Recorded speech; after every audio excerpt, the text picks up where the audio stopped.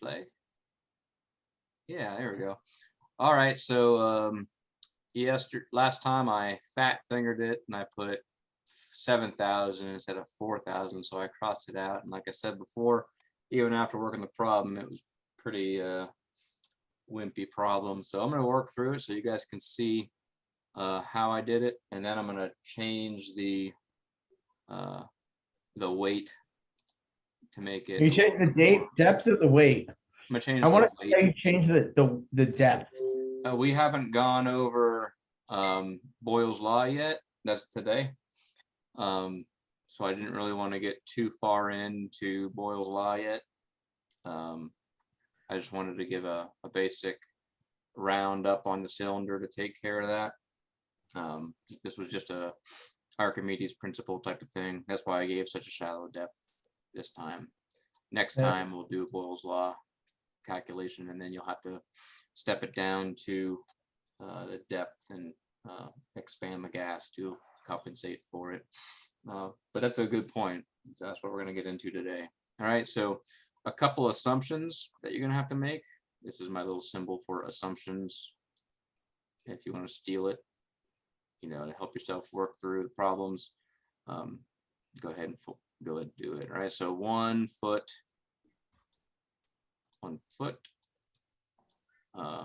is approximately 1,728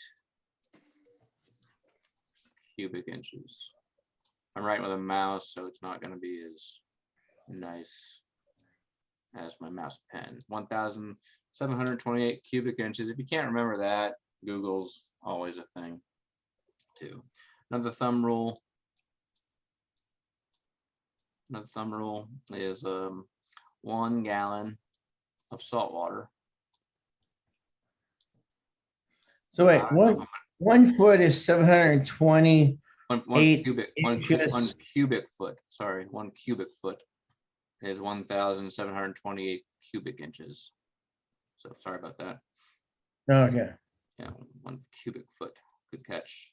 1 gallon of salt water. We'll go gallon of salt water is 8.6 pounds on Earth. And we're not diving anywhere else, so, and that's the average. You know, it varies based upon you know, salinity, which varies where you are. You know, we're going to go 8.6 pounds. And then another one is 1 cubic foot of displaced water. So 1 foot of air, if you will.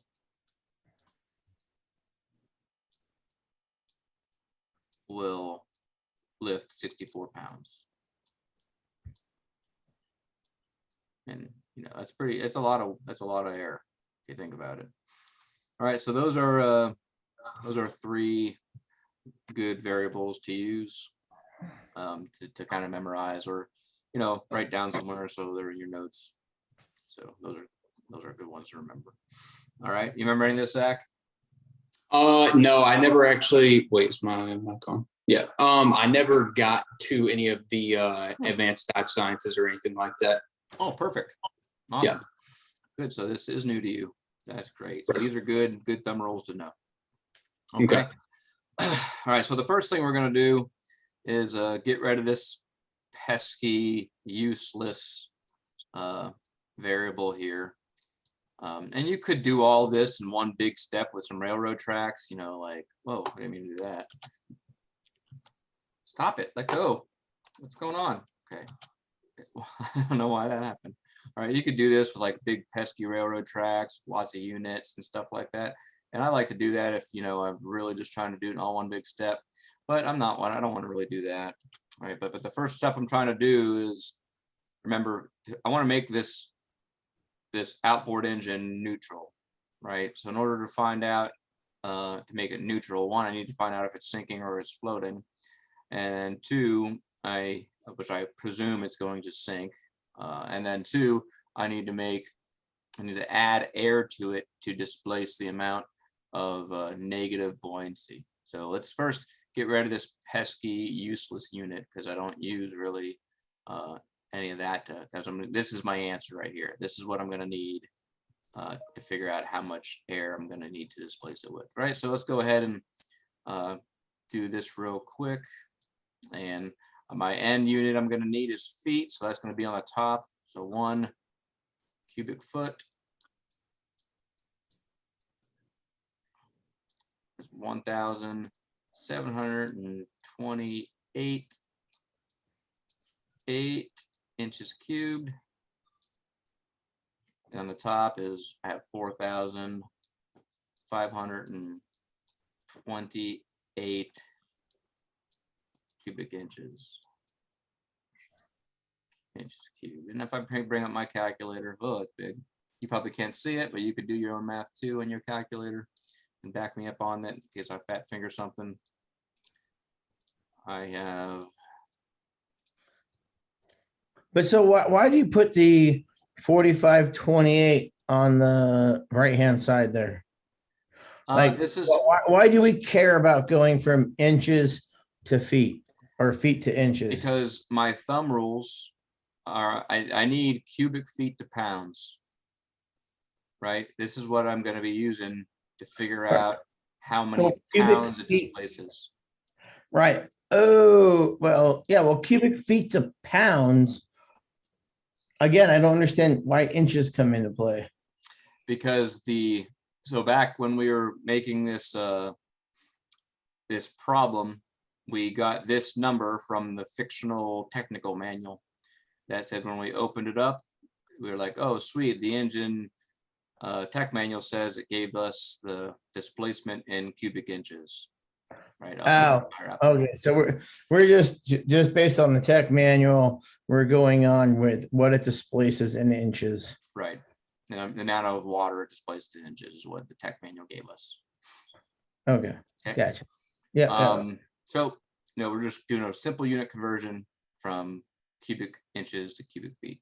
Right. So this where my thing go? If I did this real quick, it'd just be approximately 2.6 cubic feet. And if you think about like the size of an outboard engine, that makes sense. It looks like it's about 2.6 cubic feet if you consider it, filling up with water on the inside and stuff like that. Okay.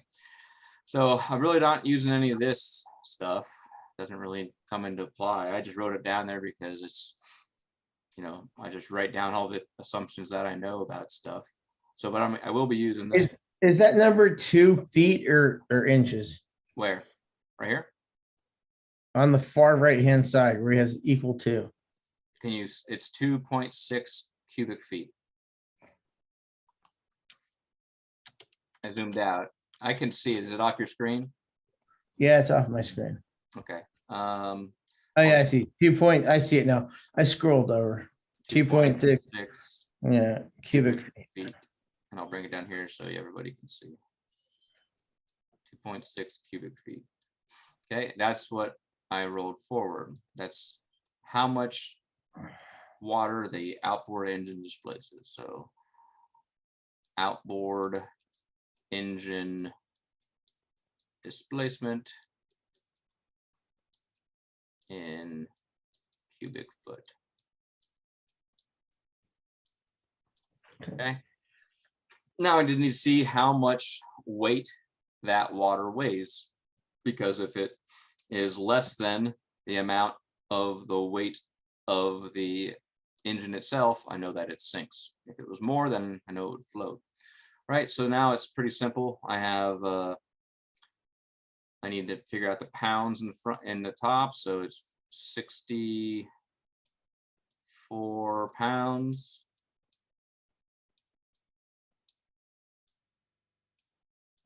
Per cubic foot.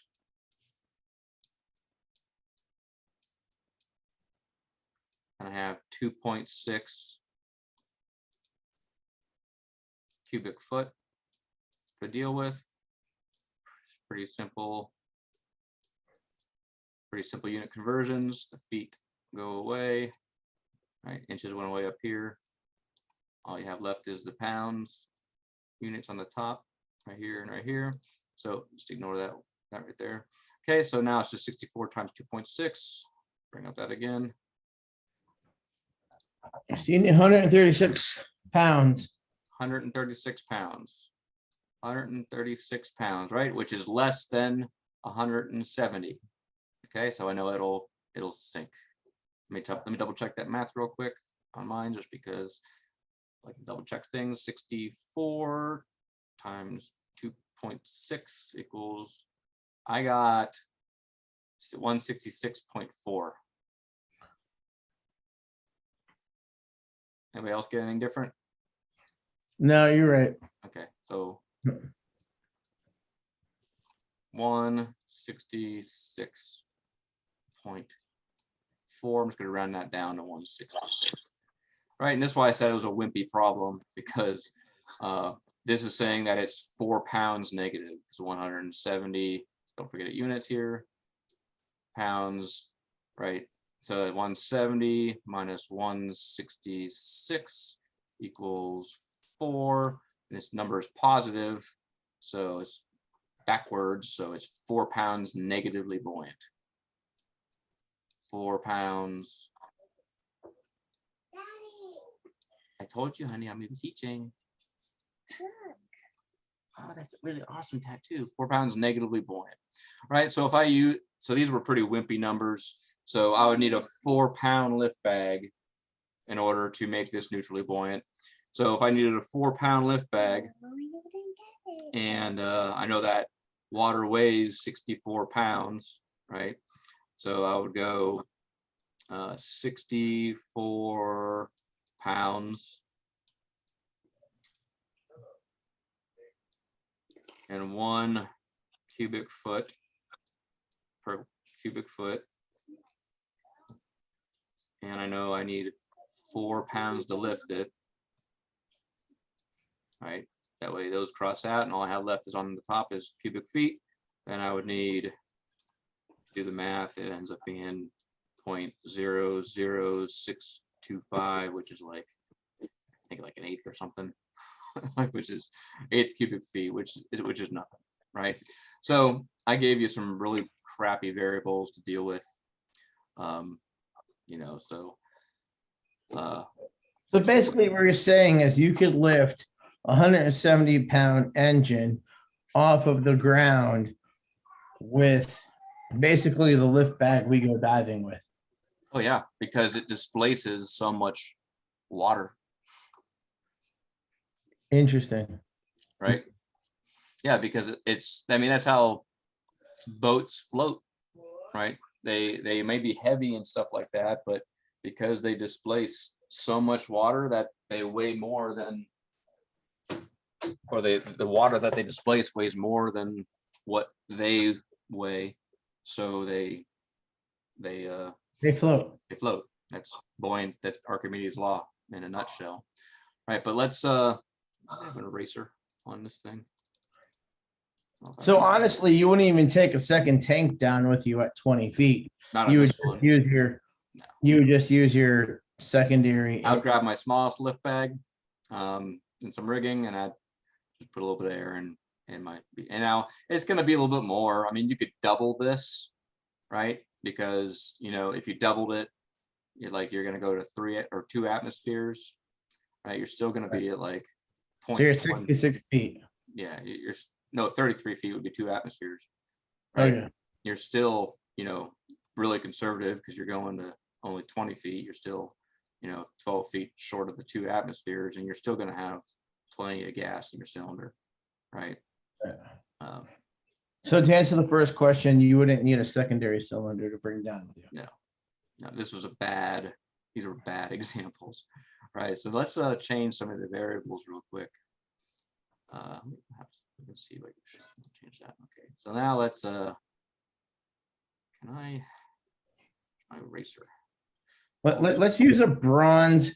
Say we wanted to lift up the bronze propeller that's on the tug. Let me just change the variables for this one. How do I erase? There's no erasers. How do I just do this?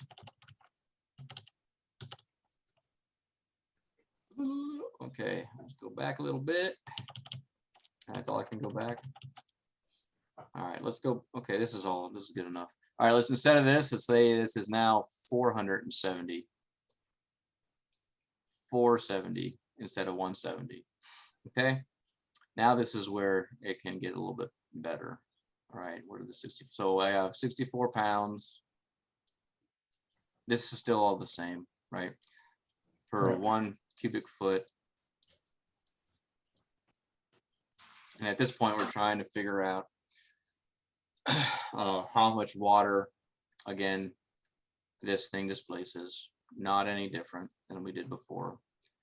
All right, 64 pounds per 1 cubic foot. And let's see, what were we in? It displaces 2.6 cubic feet.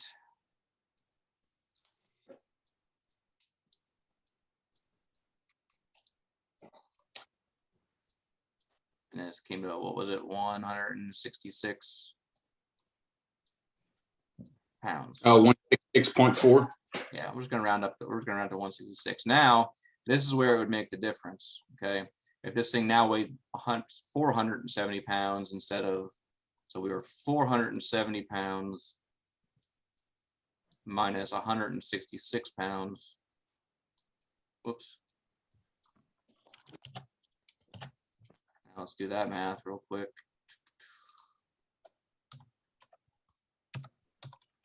Now it's 304 pounds negatively buoyant. Now that's a little different, right? That's a lot more weight to lift, okay? So now we got to figure out how much air I would need, how many cubic feet of air I would need to displace that much weight. And you use this guy over here for that. Oops, you guys still see everything? Yep. I went full screen, I didn't mean to. All right, move this over here. So it's not my way. All right. Okay, so now it's, again, we're using this guy. All right, so it's we need cubic feet, so that's going to go on the top. And so it's 1 cubic foot. 64 pounds. 4 pounds. And then it's 304 pounds.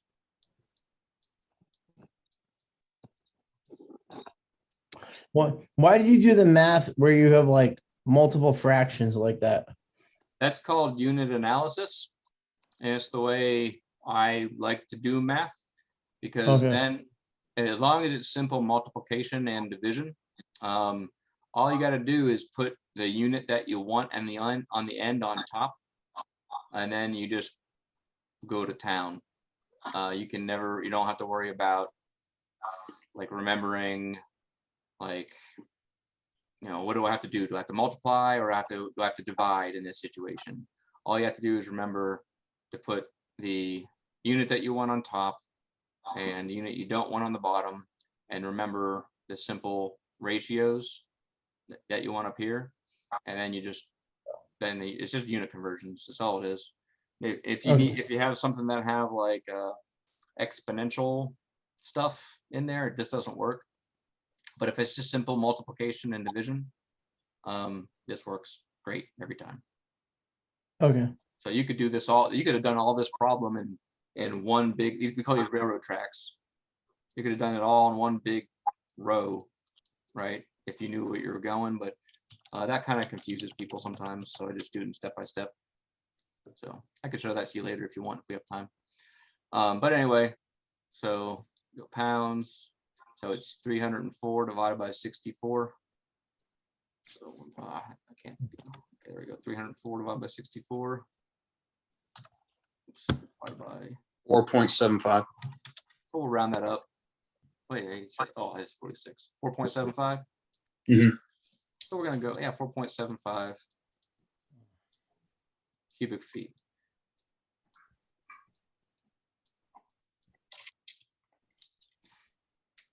So 4.75 cubic feet of air I would need.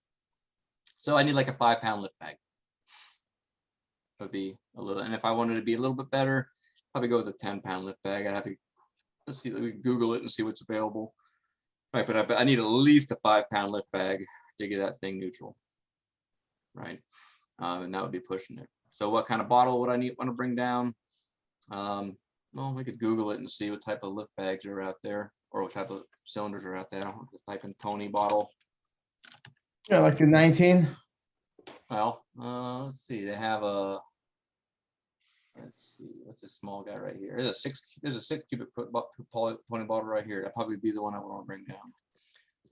But we could calculate that later. Maybe not a 6, just to be sure. We probably want to bring up the next one, which would be like maybe a 13, maybe a little bit overkill, right? But we're going to calculate that on the next one if we were taking it down to deeper depths because of Boyle's law, which is this next exercise.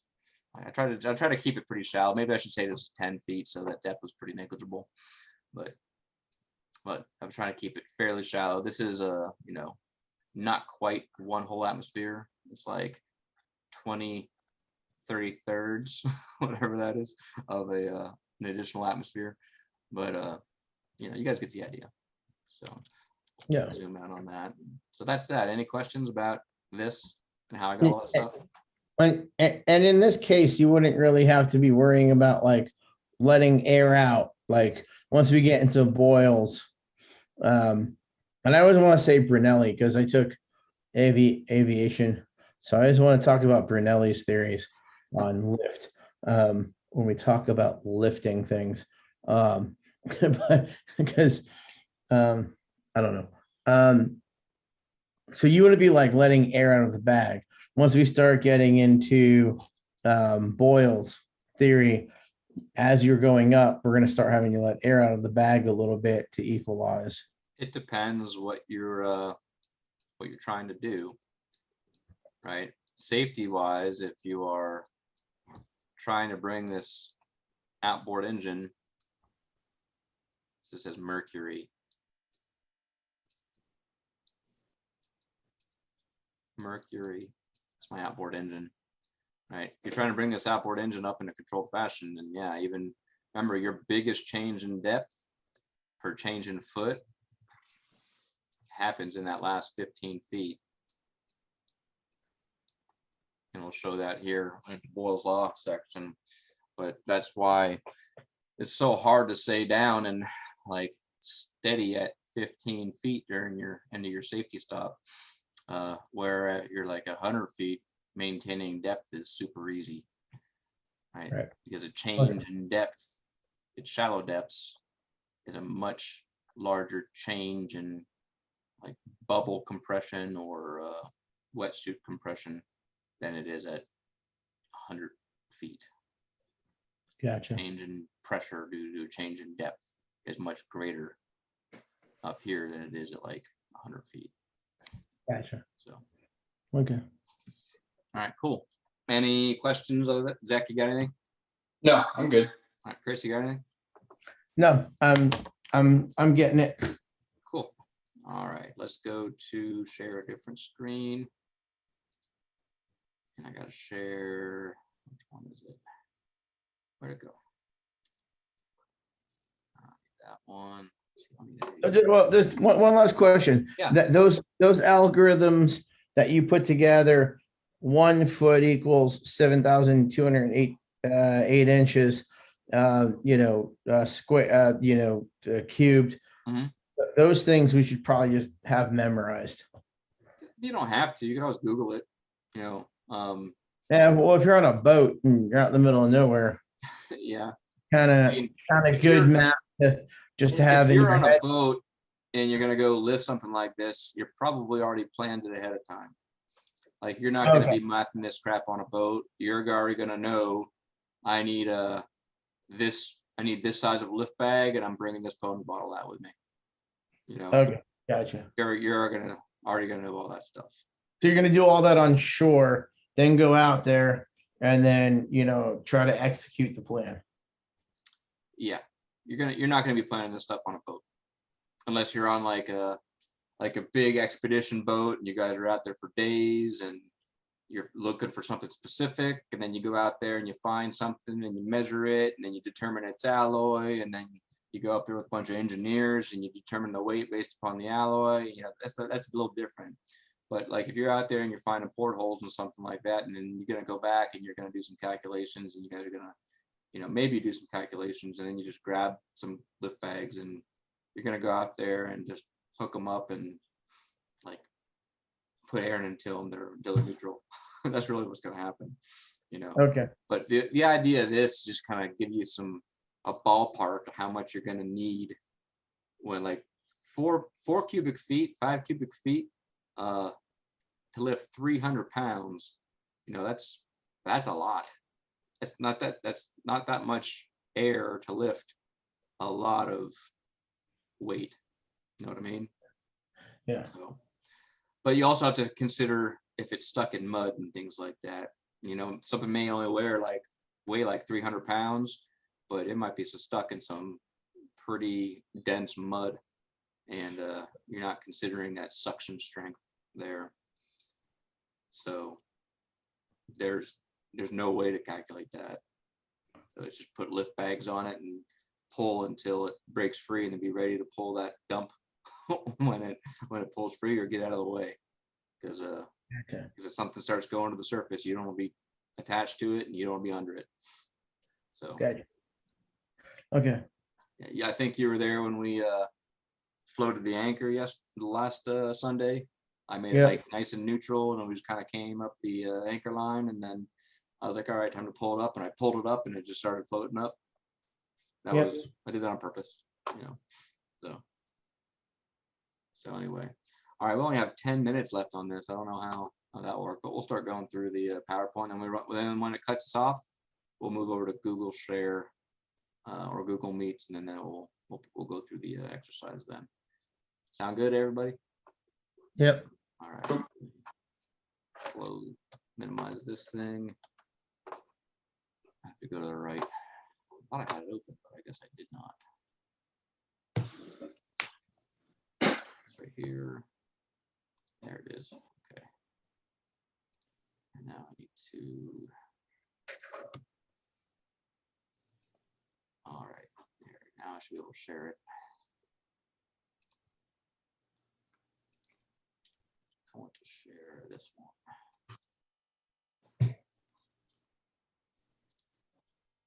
Okay, what can you guys see now? Archimedes principle, buoyancy calculations to achieve neutral buoyancy. Awesome.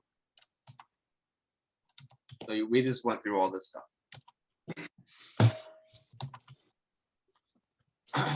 Okay. So I guess I got more. All right, so 1 atmosphere is 1 bar or 33 feet of salt water. They're all one way to talk about pressure, right? When your depth on your computers and stuff like that read out in depth, they're just pressure sensors that are calibrated in depth. They're reading out. They're just little transducers inside there that read out pressure, but they're just calibrated, like I said, in depth. So so when these people are talking about bar, they're talking about 1 atmosphere.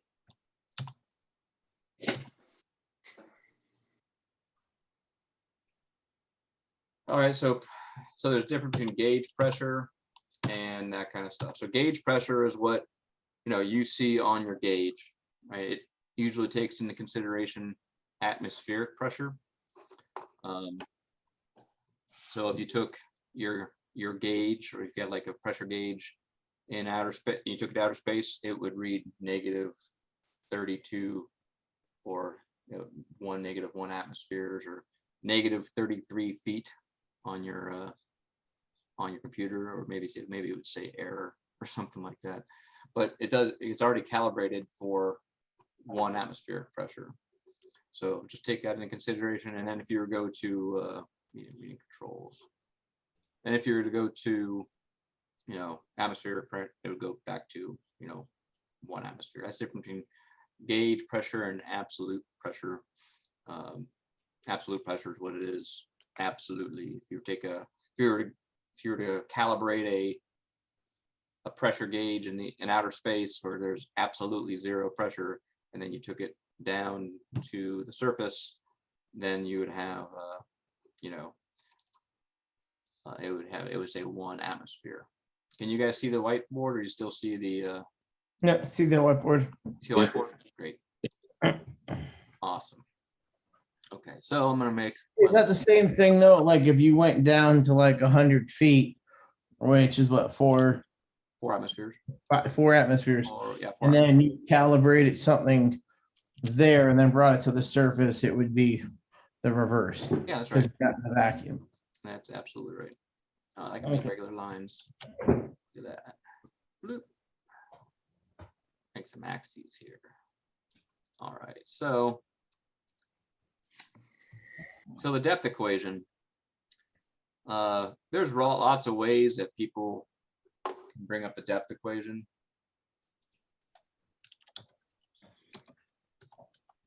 And I'll show you like depth equation, EQUA equation. Let me see if I can find the really confusing one on the Google machine. And I'll show you why it's confusing. Images. Water depth. We'll put in water depth. Water depth equation. Anybody using the really confusing one? I like your original one where you do all the depths. And you do 1 ATA, 2 ATA, 3 ATA, what you taught us in the open water or the nitrox one. yeah. No, you know, That made it very simple to me. Well, if you were to plot depth, right? So here's your seawater. I'll make my squiggly line. I probably showed you this before, Zach, already, but bear with me. Here's your seawater, right? And if you were to plot pressure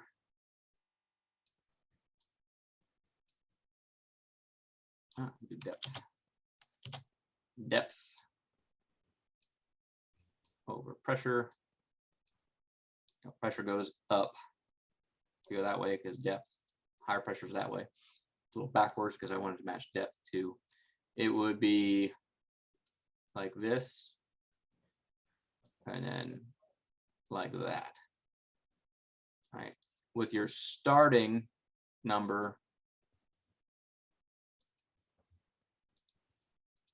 being at 1, and then 2, 3, 4. I'm gonna put 5 right here. All right, why is this 1? Why is my starting number 1 and not 0? Because you're at 1 atmosphere at surface temp. Yeah, because I have the atmosphere. I have like the ozone layer up here, right, and all the weight of the air. Right, pushes down at you at 1 atmosphere. Yeah, 1 atmosphere weighs the same amount as 33 feet of salt water does. Right. Or 1 atmosphere. And if you go above the stratosphere, or, you're at negative. Yeah, if I go out in outer space or 1 bar or whatever, you know, all this stuff weighs the same. All that air weighs all the same, right? Right, and then every 33 feet, I go to another 2 atmospheres, so 60s, or so this would be 33, 66, 66, 99, 99, 120. and 130-ish. Yeah. 129, but we'll do 130-ish. Okay, and recognize that here's the bottom of the recreational limits right here. That's even the contingency limit. All right, so that's pretty easy.